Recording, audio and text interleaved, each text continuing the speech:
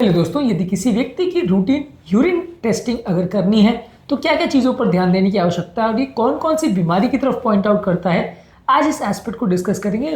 Urine testing एक सबसे routine testing में आता है यदि किसी व्यक्ति को किडनी का प्रॉब्लम सस्पेक्टेड भी है तो, पर इसमें बहुत सारी इन्फॉर्मेशन हमको मिलती है, बहुत सारी बीमारियों की तरफ पॉइंट आउट करता है। हालांकि एक्यूरेटली नहीं बता सकता वो कि आपको एग्जैक्टली यही प्रॉब्लम है और यही बीमारी है, लेकिन हाँ काफ़ी हद तक हमें इससे जानकारी मिलती है। तो इस एस्पेक्ट को समझने का प्रयास करेंगे कि कौन कौन सी बीमारी के बारे में हम जान सकते हैं रूटीन यूरिन टेस्टिंग द्वारा, और ये इन्फॉर्मेशन को हम कैसे इंटरप्रेट करेंगे। टॉपिक पर जाने से पहले जो लोग हमारे चैनल पर नए हैं उन्हें रिक्वेस्ट करूँगा कि चैनल को सब्सक्राइब करें, वीडियोज़ को लाइक करें, शेयर करें, फॉलो करें, कमेंट करें, पूरा देखें।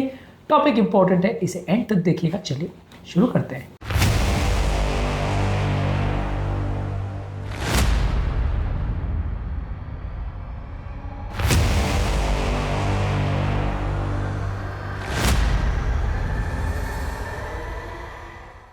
सबसे पहले फिजिकल एग्जामिनेशन में जनरल आइडिया यूरिन का आपको लेना है।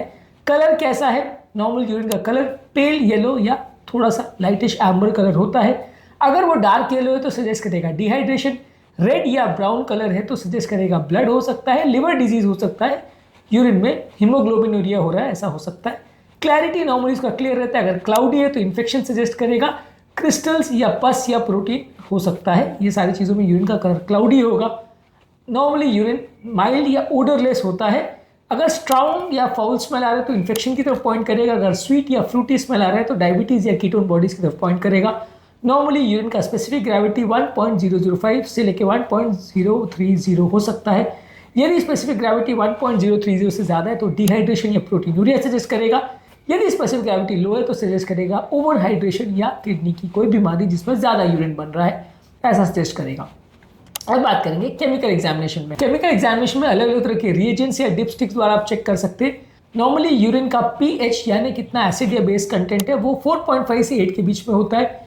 अगर किसी व्यक्ति का यूरिन ज़्यादा अल्कलाइन है तो वो सजेस्ट करेगा यूटीआई या यूरिनरी ट्रैक्ट इन्फेक्शन या किडनी की बीमारी। यूरिन ज़्यादा एसिडिक है यानी 4.5 से कम है तो सजेस्ट करेगा मेटाबॉलिक एसिडोसिस या डायरिया। अगर किसी व्यक्ति को यूरिन में प्रोटीन जा रहा है, नॉर्मली नेगेटिव होना चाहिए। प्रोटीन होना किडनी की बीमारी, नेफ्रोटिक सिंड्रोम, हाइपरटेंशन या डायबिटीज बीमारी में हो सकता है। ग्लूकोज अगर जा रहा है तो नॉर्मली नेगेटिव होना चाहिए। अगर पॉजिटिव आ रहा है तो डायबिटीज, प्रेगनेंसी, ग्लाइकोसूरिया या कुछ मेडिसिन के इफेक्ट से भी हो सकता है। कीटोन बॉडीज नॉर्मली नेगेटिव होता है। अगर पॉजिटिव आ रहा है तो डायबिटीज में, फास्टिंग में, स्टारवेशन में और कीटो डाइट में पॉजिटिव आ सकता है। नॉर्मली ब्लड नेगेटिव होता है। अगर ब्लड पॉजिटिव है तो urinary tract infection, kidney stones, trauma और ग्लोमेरुलोनेफ्राइटिस में पॉजिटिव आ सकता है। नॉर्मली WBC नॉर्मल होता है। अगर वो पॉजिटिव आ रहा है तो यूरिनरी ट्रैक्ट इन्फेक्शन या किडनी का इन्फेक्शन सजेस्ट कर सकता है। नॉर्मली यूरिन में नाइट्राइट टेस्ट नेगेटिव आता है। अगर पॉजिटिव आता है तो सजेस्ट करता है बैक्टीरिया, यूरिनरी ट्रैक्ट इन्फेक्शन, खासकर एस्चेरिशिया कोलाई का बैक्टीरिया का इन्फेक्शन सजेस्ट करता है। यूरिन में नॉर्मली बिलीरुबिन नेगेटिव आता है। अगर पॉजिटिव आता है तो सजेस्ट करता है लिवर की बीमारी या बाइल डक्ट का ऑब्स्ट्रक्शन। यूरिन में normally urobilinogen test 0.1 to 1.0 milligrams पर डेसीलीटर आता है। यदि ये ज़्यादा आ रहा है तो सजेस्ट करता है लिवर की बीमारी, हीमोलिसिस, और अगर एब्सेंट है तो सजेस्ट करेगा बाइल डक्ट का ऑब्स्ट्रक्शन। यानी कम और ज़्यादा दोनों ही गलत सजेस्ट करता है तो बीमारी की तरफ पॉइंट कर सकता है। अब बात करेंगे इसके माइक्रोस्कोपिक एग्जामिनेशन पर। माइक्रोस्कोपिक एग्जामिनेशन में कई चीज़ें दिखती है, सेल्स, कास्ट और क्रिस्टल्स। सेल्स में नॉर्मली सेल्स अगर आरबीसी उसमें 0 to 2 मिलना चाहिए पर हाई पावर फील्ड, अगर 3 से ज़्यादा है तो सजेस्ट करेगा किडनी की बीमारी, यूरिनरी ट्रैक्ट इन्फेक्शन, ट्रॉमा या पथरी की बीमारी।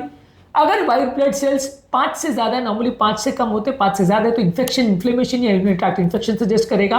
एपिथेलियल सेल नॉर्मली कम होते हैं, अगर ज़्यादा है सजेस्ट करेगा कंटैमिनेशन। अगर यूरिन में नॉर्मली कास्ट नहीं होते, अगर कास्ट हो रहे हैं तो ट्यूब्यूल्स का कुछ पार्ट आ रहा है उसमें, वैसा सजेस्ट करेगा। हाइलिन का सजेस्ट करेगा। नॉर्मल तो वैसे थोड़े अमाउंट्स में फिर भी रह सकता है पर डिहाइड्रेशन में ज़्यादा हो सकता है। आरबीसी कास्ट सजेस्ट करेगा ग्लोमेरुलोनेफ्राइटिस और वैस्कुलाइटिस। WBC कास्ट सजेस्ट करेगा पाइलोनेफ्राइटिस और interstitial nephritis. Granular cast suggest करेगा अक्यूट किडनी का कोई डैमेज हुआ हो या क्रॉनिक किडनी की कोई बीमारी हुई हो। फैटी कास्ट नेफ्रोटिक सिंड्रोम में प्रेजेंट रहता है। ये अलग अलग तरह के कास्ट होते हैं, ये रिपोर्ट होता है तो अलग अलग तरह के कास्ट के हिसाब से आप बता सकते हो कि कौन सी बीमारी हो सकती है। यूरिन में अगर क्रिस्टल्स आ रहे हैं तो यूरिक एसिड के क्रिस्टल सजेस्ट करेगा गाउट, किडनी स्टोन्स या डिहाइड्रेशन। कैल्शियम ऑक्जेलेट के क्रिस्टल सजेस्ट करेगा किडनी स्टोन्स, इथाइलिन ग्लाइकोल की पॉइजनिंग। स्टूवाइट के अगर क्रिस्टल सजेस्ट करेगा urinary tract infection, protease infection खासकर जिसमें अल्कलाइन हो जाता है यूरिन, और अगर सिस्टीन के क्रिस्टल्स है तो सजेस्ट करेगा सिस्टीनूरिया जो कि एक जेनेटिक डिसऑर्डर है। रूटीन यूरिन टेस्टिंग ज़्यादातर इन्फेक्शन, किडनी की बीमारी, डायबिटीज और मेटाबॉलिक डिसऑर्डर्स को डायग्नोज करने में मदद करती है। अगर यूरिन में प्रोटीन, ग्लूकोज, कीटोन बॉडीज और आरबीसी में कोई भी प्रॉब्लम आ रही तो फर्दर इन्वेस्टिगेट करना पड़ेगा कि क्या प्रॉब्लम है। इसके अलावा माइक्रोस्कोपिक एग्जामिनेशन या कास्ट क्रिस्टल्स का एग्जामिनेशन करने से कुछ बीमारियों का सजेशन मिल सकता है। फर्दर आपको टेस्टिंग करके कंफर्म करना पड़ता है कि वो बीमारी है या नहीं, आपकी फाइंडिंग सही है या नहीं, और उसके हिसाब से ट्रीटमेंट डिसाइड होता है। आज के टॉपिक में बेसिक क्या क्या चीज़ें दिखती है यूरिन एनालिसिस पे, उस पर हमने बात करी। इसके अलावा किडनी की अलग अलग बीमारियां कौन कौन सी होती है और उसके लिए क्या क्या करते हैं, ये सब हमने बहुत सारे वीडियोस में डिस्कस किया है। ये सारे वीडियोस जरूर देख लीजिएगा, आपको किडनी की बीमारी में विस्तृत जानकारी मिल जाएगी।